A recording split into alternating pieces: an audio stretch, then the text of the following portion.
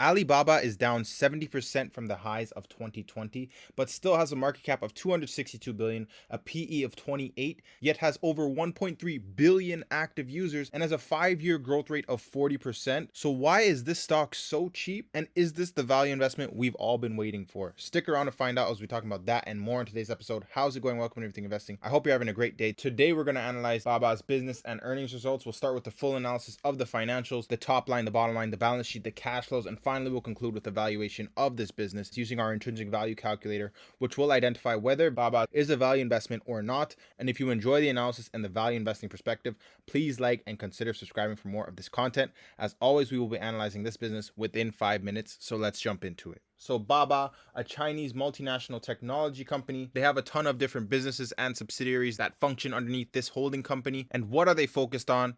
As you can see here, their vision is for 102 years of business. They say the reason for this is because it would actually mean that they've spanned 3 centuries as the business was formed in 1999. So they have a very long-term approach to the business here, and that is great from an investment point of view. Additionally, they also serve about 1 billion consumers in China alone. And their goals for the next 10 to 15 years are to double their customer base, add jobs, and create value. And as you can see, the first thing we're looking at here is our revenue count for the 3 months ended June 30. Total revenue has not grown year over year. It's actually flat, which surprisingly is definitely an improvement when we've actually seen negative results coming out of Baba in recent quarters. Now, if we look at our China commerce business here, we can see that this actually declined 1%. And this is significant because this is 69% of Baba's revenue here. Their other segments of business typically performed pretty well. However, the ones that actually really struggled are the digital media and entertainment business and the innovation initiatives and others. And these are both down substantially. However, they are the least significant revenue segments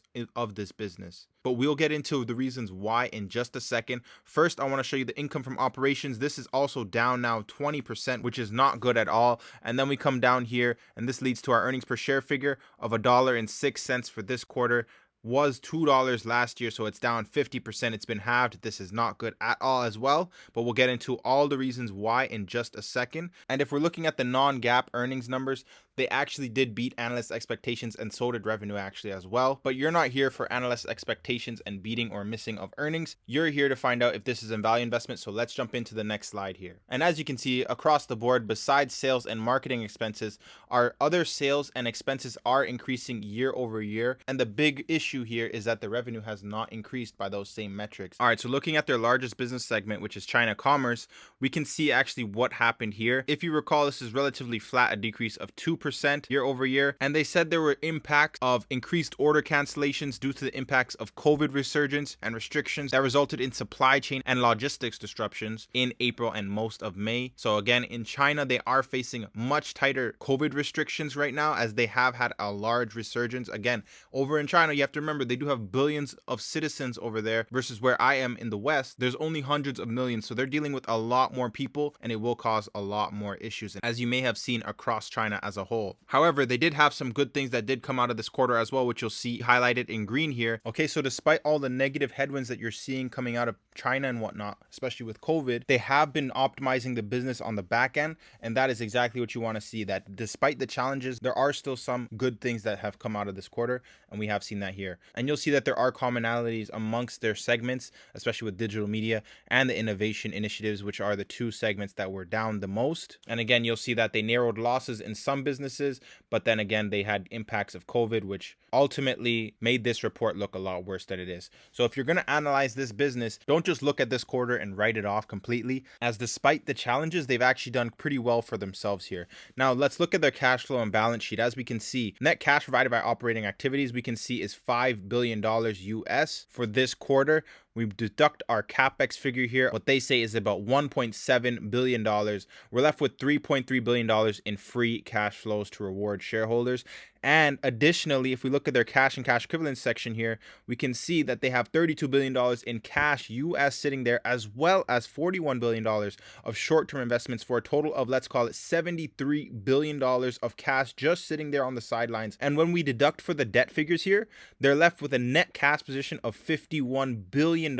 While they're producing about $3 billion per quarter, it goes to show that this business is a great business despite the challenges they're currently going through. They have a lot of cash, which clearly shows the value hidden behind Baba despite their challenges. Now let's jump into our calculator here to see at what price point we'd actually be comfortable in picking up shares of Baba. So if we look at this from a non-GAAP perspective, we came in with about $1.75 in earnings per share. Analysts are actually expecting that for the year, we might see a nice rebound here with Alibaba, especially towards the holiday seasons, and they're going to get up to about $7.30 in earnings. So if we plug that into our calculator here, if we use a conservative estimate of $7 with a 10% return, they do not pay a dividend, and they can actually get back to growth of about 15% for the first 5 years and then actually boost that up to 20% on a 20 PE, we could be looking at a stock price of $247 per share. Now, if China really rebounds here, we can estimate that this can grow at about 25%. As you can see right here, 5-year revenue growth is at 40%. 5-year earnings per share growth is a little less with 6%, but this also does include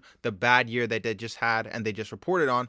So we can say in between there is about 20 to 25% growth for the first 5 years. Then that drops down to about 15% on a 25 PE. The stock could be worth $400 per share. And in the worst case scenario, it slows down to, let's say 6%, and then it can't grow at all. After that, on a 15 PE, the stock should be worth about $60. And even if we decrease that to 0%, they're not able to grow at all, it would drop down to $44 per share. Now, the stock is currently sitting at a price to sales ratio of about 2 and a price to book ratio of just less than 2. So what does this mean? Should we be jumping in? Is Baba a value investment right now? Well, it's kind of hard to say right now. They are going through some bad times right now. However, they did take a lot of boxes for me because I did like the integrity behind the management. They have a long-term mindset for this business. They want this to continually produce cash flows and add value wherever they can. So there are a lot of good things. Just right now, they are going through a slowed growth environment. And this is what happens with growth stocks, right? We always talk about this on this channel. Growth is always amazing for growth stocks, and you'll see it always across the board. There's going to be, as you can see here, a 386% increase over the 5 years up until 2020, where we saw a decline in the growth. And look what happened. The stock fell off a cliff very shortly, and it's down 60% now, almost 70%. So overall, I like Baba's business here. I want to see if they can turn things around here, but that's the analysis for today's video. If you enjoyed the analysis and the value investing perspective, please leave a like and subscribe, and I'll catch you on the next one.